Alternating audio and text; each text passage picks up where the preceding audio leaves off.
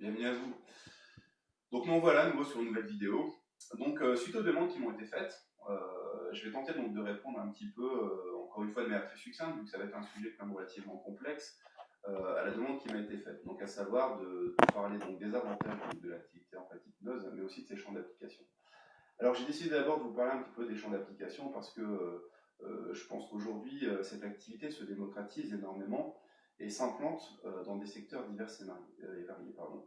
Donc, dans quel secteur aujourd'hui l'hypnose apparaît? Eh ben, j'ai envie de dire dans le plan hospitalier, premièrement.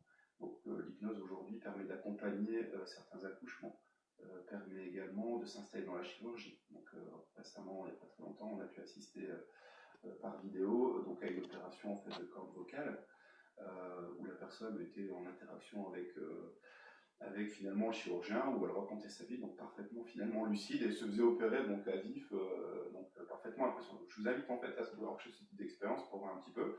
On rencontre beaucoup maintenant en fait d'hypnose au niveau des hôpitaux, dans l'accompagnement, notamment au niveau des urgences, l'accompagnement de la douleur, mais on retrouve ça aussi dans le corps des pompiers, pareil, dans des situations, par exemple, d'accident de voiture, où la personne est encore consciente dans la douleur, donc à l'accompagnement dans la gestion de la douleur. On retrouve ça énormément maintenant dans les cabinets dentaires, donc les anesthésies locales qui se font donc, par hypnose. Et puis je vous en passe, c'est des meilleurs, puis surtout en fait en cabinet évidemment. Là dans ce cas-là sur des comment je vais dire sur un champ de traitement beaucoup plus large, on va dire qui rassemble un petit peu l'ensemble des pathologies psychosomatiques, voilà, mais aussi bon, voilà, bien d'autres choses. Donc voilà un petit peu. Alors, les avantages de l'hypnose sont assez simples. Tout à l'heure, donc, je vous parlais d'anesthésie, par exemple. Une anesthésie, vous avez tous connu une anesthésie, notamment générale. Quand on fait une anesthésie générale, quand on se réveille, généralement, bon, on ne se sent pas très bien. Ça peut être suivi en fait de vomissements, d'un état un petit peu comateux, vaseux. L'appréhension, ne pas trop aimer les piqûres par exemple, l'appréhension et aussi les conséquences sur l'organisme par évidemment donc, le liquide introduit. Donc tout ça sont des choses qui aujourd'hui nous ne sommes pas encore en mesure de pouvoir les substituer complètement, mais il faut savoir que les anesthésies par hypnose existent. Voilà.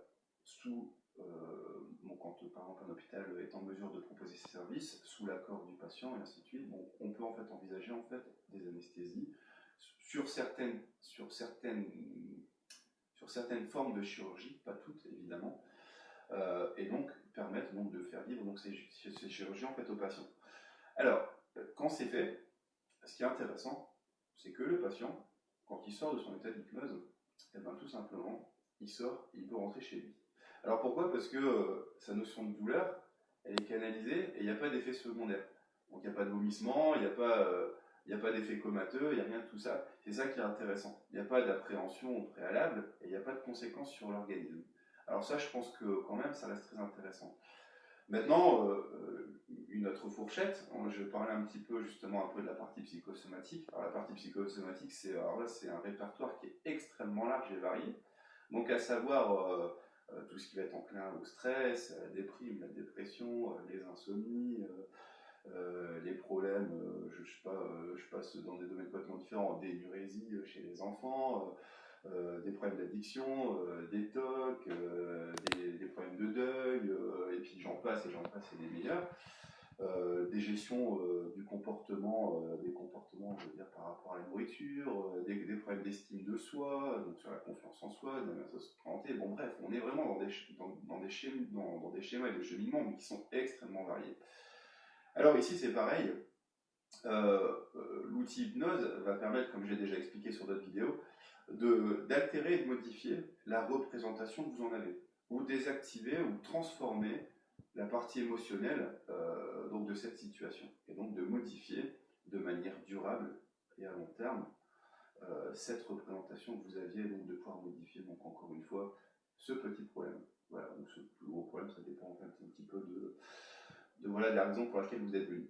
Donc voilà un petit peu, j'ai envie de dire, les champs d'application qui ne se limitent pas qu'à ça. Pourquoi? Parce que j'ai envie de dire qu'aujourd'hui, avec je pense, l'aide, notamment de la neuroscience qui permet d'expliquer et donc de démocratiser et de rassurer les gens, permet aujourd'hui d'intervenir dans ces champs d'application-là.